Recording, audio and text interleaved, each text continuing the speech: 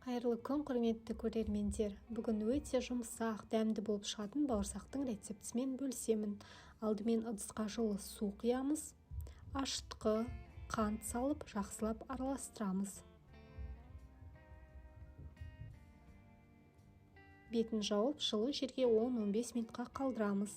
Ал енді бөлек ыдысқа жылы сүт құямыз. Үстіне 2 жұмыртқа саламыз. Сары майды ерітіп құямыз.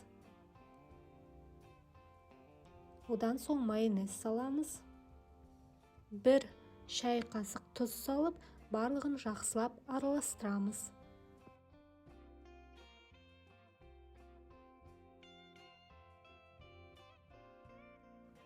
Енді жаңағы көтерілген ашытқыны үстіне құйып, тағы да араластырамыз. Одан соң міндетті түрде електен өткізілген ұнды бөліктерге бөліп саламыз.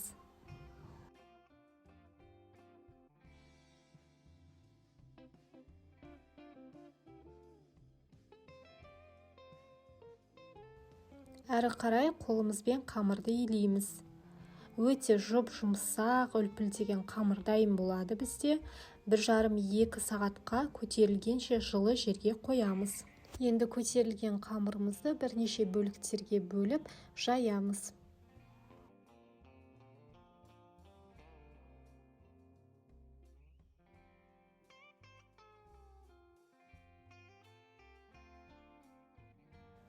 Қамырды қалың немесе жұқа етіп жаю өз еркіңізде. Бізге жұқа қамыр бауырсақ ұнағандықтан мен барынша жұқа етіп жаюға тырыстым.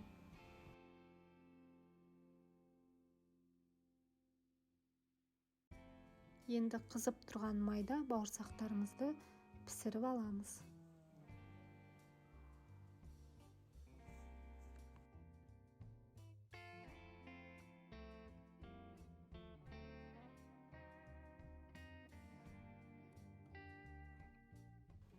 Осымен біздің бауырсақтарымыз дайын. Өте жұмсақ, үлпілдек әрі дәмді бауырсақтар шықты.